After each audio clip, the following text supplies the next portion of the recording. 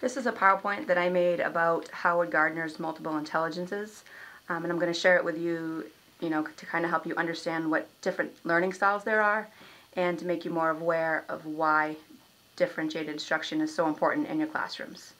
What I'll do is I'll go through each of the 8 intelligences, and then at the end we'll stop and take a survey to figure out what your multiple intelligence is. Okay. First is, do you know your students? A quote from Chapman and King: remember, the more you know about your students, the more effective you will be. The more that you know about your students, the better teacher you'll become. Gardner's multiple intelligences: visual and spatial, bodily and kinesthetic, musical, interpersonal, intrapersonal, linguistic and verbal, logical and mathematical, and the naturalist. Okay, we'll go through each one individually. Visual and spatial. This is thinking in terms of physical space.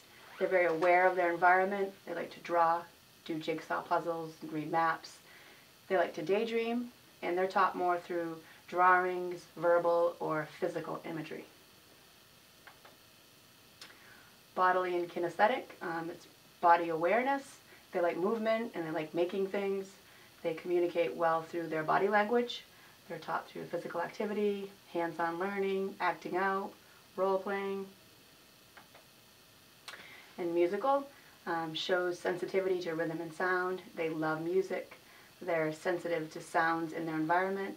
They may study better with music in the background. They are taught by turning lessons into lyrics, speaking rhythmically, and tapping out. And then we have interpersonal. Understanding and interacting with others well. They have lots of friends, empathy for others, and they have street smarts.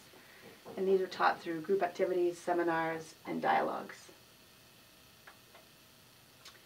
Intrapersonal, understanding one's own interests and goals. They tend to shy away from others. They're in tune with their inner feelings.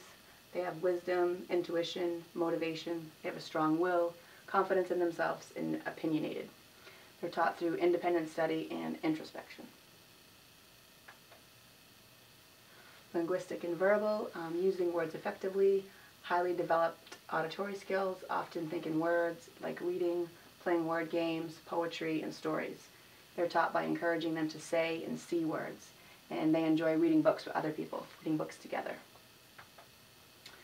Logical and mathematical, they're very reasoning and calculating. They think conceptually and abstractly, able to see and explore patterns and relationships, likes to experiment, solve puzzles, ask cosmic questions, and they need to learn and form concepts before they're dealing with the details of what they're learning. And they're taught through logical games, investigations, and mysteries. And then we have the naturalist, nurturing and relating information to one's own natural surroundings. They enjoy nature, farming, and gardening. And then we're going to find out what each of your strongest intelligence are. I just want you to take a minute to complete the multiple intelligence survey. If we'll all go on your computer and go to this website, and then we'll discuss what each of your intelligence are and what that means for your students when you're finished.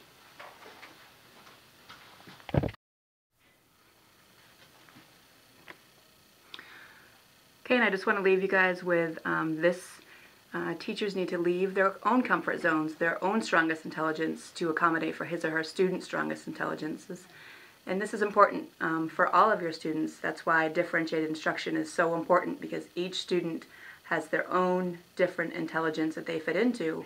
And it might not necessarily coincide with your intelligences, but you need to leave your comfort zones to make sure your students are ensured success through their strongest intelligence or their learning style.